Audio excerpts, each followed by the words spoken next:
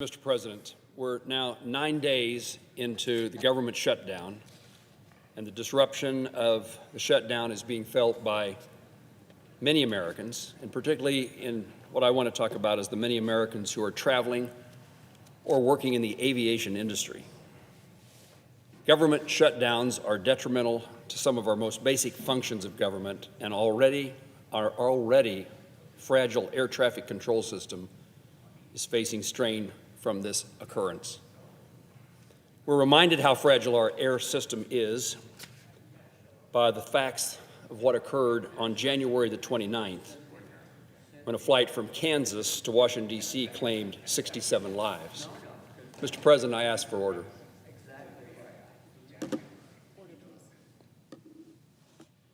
Thank you, Mr. President. We're reminded how fragile our air system is, how fragile our air safety system is by what happened on January the 29th when a flight from Wichita, Kansas did not land safely at Washington Reagan, and it claimed the lives of 67 people. Over the time that I've been in Congress, we've had a number of shutdowns, and in many instances, even Kansans told me, shut her down, it doesn't matter. Doesn't matter to me. I've never found the value in a government shutdown. That accident that I just mentioned forced Congress and our nation to reckon with an issue that's plagued us for decades. Why have we not effectively modernized our airspace system? Since that crash, steps have been taken to train more controllers and enhance the aviation system, including $12.5 billion investment in modernizing our airspace. But those efforts become much more difficult while Congress fails to keep government operating, and the shutdown is in place. The Wall Street Journal just this week aptly summed up the current crisis, stating, we quote, have a system under pressure and now just another 100 pounds of weight on it. The failure to pass a continuing resolution is slowing, and it's slowly crushing our aviation system. Our system is too fragile and the stakes are too high for us to continue operating the national aviation system in the manner we are doing so. We will reach a breaking point, and this could result in the closing of our airspace or portions of it. The consequences of the shutdown on our aviation system aren't isolated to major cities and large airports. The viability of the Essential Air Service program is also now put at risk. This program incentivizes airlines to provide commercial flights to rural communities that normally wouldn't be able to attract business from major airlines on their own. In Kansas, there are 5 such airports who use this program to provide flights to their communities. These flights allow my constituents to fly to larger cities for business, to see the family, to make doctor's appointments, and so many other things. Several of these airports have seen and continue to see record levels of passenger growth. All these factors are chipping away at the sustainability and safety of our nation's aviation system. In the previous Congress, I introduced the Aviation Funding Stability Act, which allows the FAA to draw from Airport and Airway Trust Fund to make certain that critical operations can continue when there is an appropriation lapse. In March of this year, I reintroduced this bill as we face this threat of a shutdown. And this legislation is still important. But the fact is, the only real solution here is to pass the continuing resolution. We set out earlier this year in a bipartisan manner to transform our aviation system and to make it safer for everyone, but that work is now significantly hindered without an open and functioning government.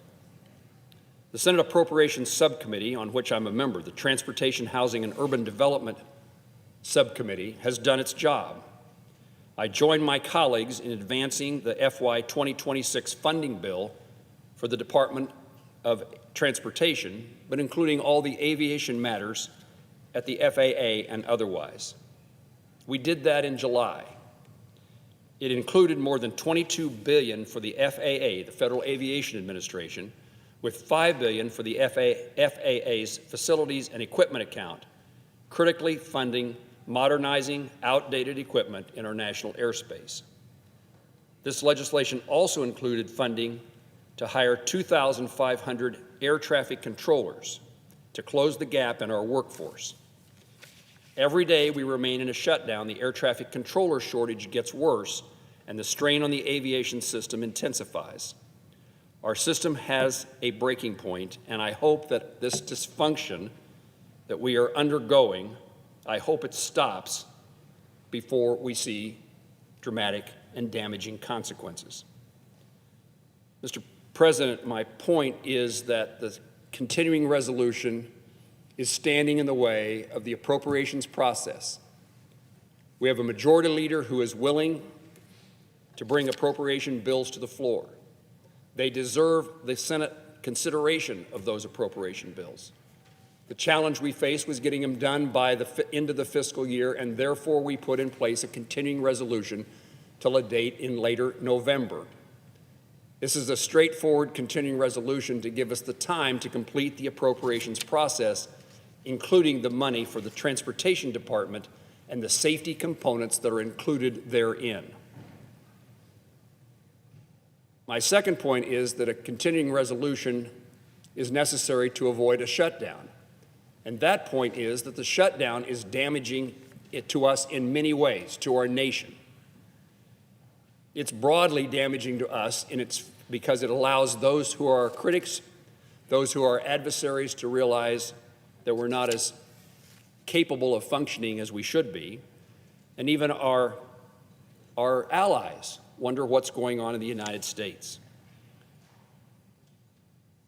The point I want to make, there are consequences to the position we are allowed ourselves to get in, and it affects the safety of Americans every day. And having experienced the loss of life from the flight on January 29th from Wichita, Kansas to Washington, D.C., we should be doing everything we can to make certain that our air traffic system and the necessary components are in place to make sure that the traveling American citizens and the citizens of the world who use our airline system have a safe and secure flight when they board a plane in the United States. And the silliness of where we are today is impeding our ability to make that true. I don't know when a shutdown makes sense, but the consequences of this one, a short-term clean CR for a few more weeks to complete our appropriation works, a shutdown makes absolutely no sense for the benefit of America. I urge my Democratic colleagues to act now to pass this short-term continuing resolution so we can alleviate the pressures on our aviation system, return to doing our jobs and appropriating government funding, and provide much-needed certainty and stability for our nation. Mr. President, I yield the floor.